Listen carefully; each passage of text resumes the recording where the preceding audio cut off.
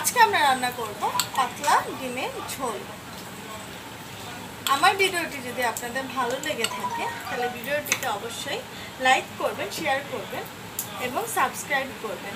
আর আমার ভিডিওতে আর কী কী ইমপ্রুভ করতে হবে সেটার জন্য ভিডিওটির নিচে অবশ্যই কমেন্ট করতে ভুলবেন না। চলুন আমরা দেখে নিচ্ছি এই রেসিপিটা রান্না করতে কী কী উপকরণ লাগছে আমাদের আলু, পেঁয়াজ, কাঁচা লঙ্কা, গরম মশলার গুঁড়ো, ফোড়নের জন্য জিরে, হলুদ গুঁড়ো, জিরার গুঁড়ো, আর এখানে লাগছে ডিমটা আমি সেদ্ধ করে নুন হলুদ মেখে রেখেছি, আর লাগছে সাদা তেল। কড়াইতে আমরা তেল নিয়ে নিয়েছি, তেলটাকে আমি গরম বসিয়ে দিয়েছি। এবার এটাতে আমি ডিমটাকে ভেজে নেব।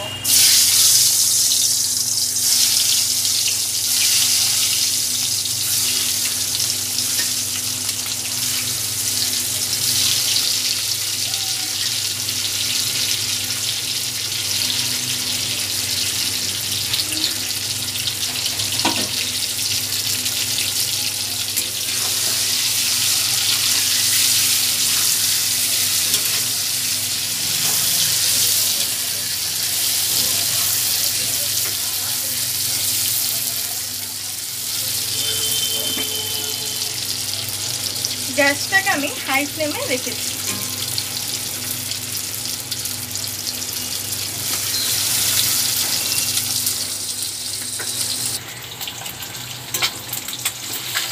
ডিমটা আমার ভাজা ভাজা হয়ে যাচ্ছে, এবার আমি ডিমটাকে নামিয়ে নেব। আর আমার ভিডিওটা যদি আপনাদের ভালো লেগে থাকে তাহলে আপনারা প্লিজ এটাকে শেয়ার করবেন, লাইক করবেন এবং সাবস্ক্রাইব করতে ভুলবেন না, এবং অবশ্যই কমেন্ট করবেন। এবার আমি এই তেলটাতেই দিয়ে দেব গোটা জিরে ফোড়ন।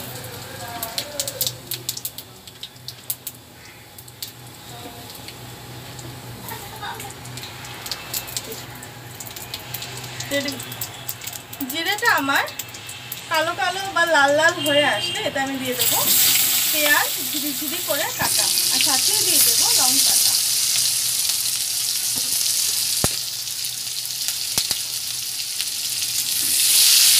এবার এটাকে আমি ভেজে নেব।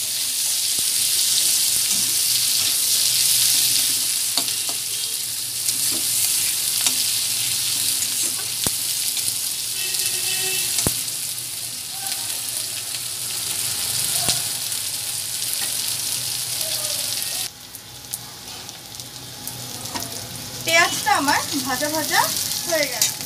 এরপর এটা আমি দিয়ে দেব আমার আলু কাটা। এখানে আমি দুটো মিডিয়াম সাইজের আলু নিয়েছি, যেহেতু আমার ডিম 6-7টা আছে তাই আমি দুটো আলু নিয়েছি, আর একটা বড় দেখে পেঁয়াজ নিয়েছি। এবার যাতে আলুটা আমার তাড়াতাড়ি ভাজা হয়ে যায় তাই আমি এতে দিয়ে দেবো স্বাদ মতো নুন। যে পরিমাণে ঝোল খাবেন সেই পরিমাণে জল দিতে পারেন।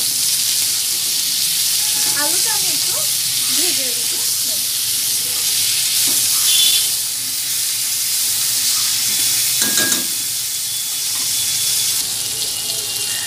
আলুটা আমার ভাজা ভাজা প্রায় হয়ে গেছে। এবার আমি এতে দিয়ে দেব জল।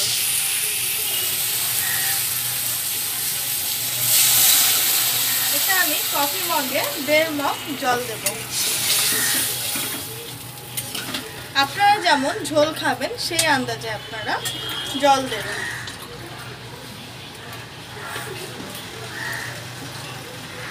আমি একটু ঝোল ঝোল রাখবো তাই আমি এতে একটু বেশি পরিমাণে জল দিয়েছি। এবার এইটার সাথে আমি দিয়ে দেব হলুদ, যাতে আমার ঝোলের সাথে হলুদের গন্ধটাও ফুটে ওঠে এবং কালারটাও সুন্দর আসে। অনেকে ডিমে আদা রসুন দিয়ে করে, আমরাও করি, কিন্তু এই ঝোলটা একটু অন্যরকম খেতে লাগে, তাই আপনারা বাড়িতে এটা অবশ্যই ট্রাই করে দেখবেন। এবার আমি ঝোলটাকে ফুটতে দেব। দেখুন আমার ঝোলটা ফুটে উঠেছে। আমি দেখে নেব আমার আলুগুলো সেদ্ধ হয়েছে কিনা।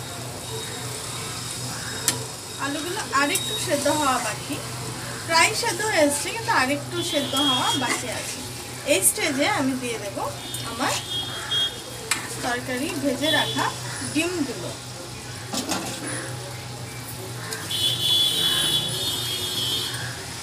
এবার ডিমটাকে আমি ঝোলের মধ্যে দিয়ে এটাকে ফুটতে দেব। দেখুন আমার ঝোলটা ফুটে উঠেছে। আমি এবার দেখে নেব আমার আলুগুলো, তরকারির আলুগুলো সেদ্ধ হয়েছে কিনা। এটা দেখার সহজ উপায় হলো যে আপনি আপনার খুন্তিটা দিয়ে আলুটাকে একটু এভাবে প্রেস করে দেখবেন যে আলুটা সেদ্ধ হয়েছে কিনা। দেখুন আলুটা আমার সেদ্ধ হয়ে এসছে এবং ঝোলটা অনেকটা ঘন হয়ে এসছে। এবার এই স্টেজে আমি দিয়ে দেব জিরের গুঁড়োটা এবং দিয়ে দেব গরম মশলার গুঁড়োটা।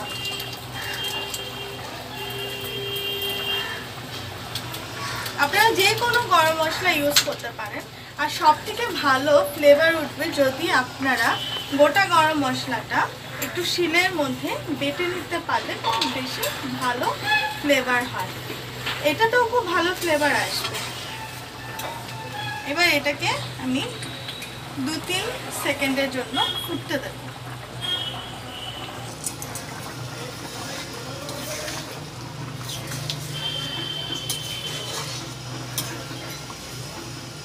এবার এটাকে আমি সার্ভ করে দেব। গ্যাসটাকে আমি বন্ধ করে দিলাম।